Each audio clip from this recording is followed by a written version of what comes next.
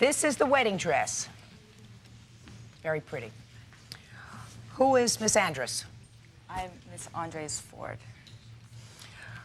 All right. According to your complaint, you say that you got married in this beautiful wedding dress, and there was some wine spilled on the wedding dress. Right. Who spilled it? I think I must have spilled it. Red wine or white wine? Red wine. You brought it to the defendant's cleaning establishment to try to get the stains out of the dress. That's right. And you claim that they ruined the dress. Yes, I do.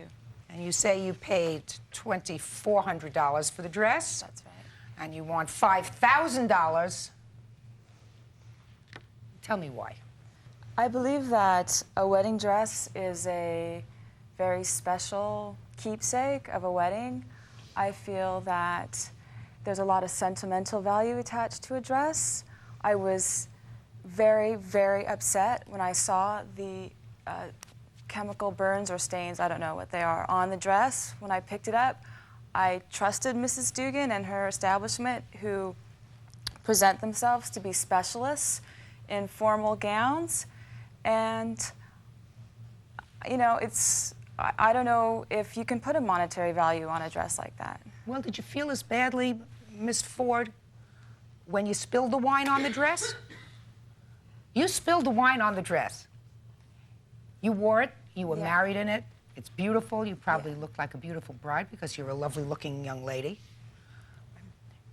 But you spilled red wine on your dress, and then you brought it to them to fix. That's right.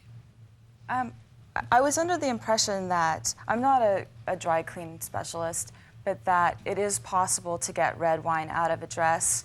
Well, if you're not a dry cleaning specialist, then you really don't know whether you can get red wine out of a particular kind of material. That's right. What happened with the dress when they brought the dress in? Well, Your Honor, when she brought the dress in, it was a few days before her wedding, so she wanted to know if I could just press only, because she needed the gown. And when I stated that I would not like to press only because it had some soil on it, and she told me that the gown had been altered and she had been trying it on, then she said that she would go ahead and press it herself. So I told her, as a professional, I would not press that gown, either her or I, because that would just set the stains in it. So after we had this conversation and I suggested that she have it dry cleaned, she didn't want to do that because the price was too high. It was $187.50 for a plain wedding gown. So after we talked about it, and it's a pretty dress, and I understand that weddings are special occasions and things like that, I didn't even want to see her press the gown and set the stains in either, the soil.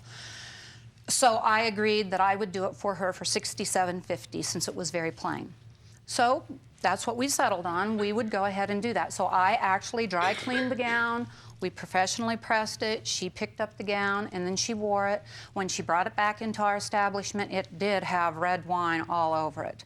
At that point in time, after we took it in and the gown was conditioned, I went ahead and started at the hemline, which is about maybe 4 to 5 inches Would you high, do I me a think. favor and walk over to this dress and show me where you started?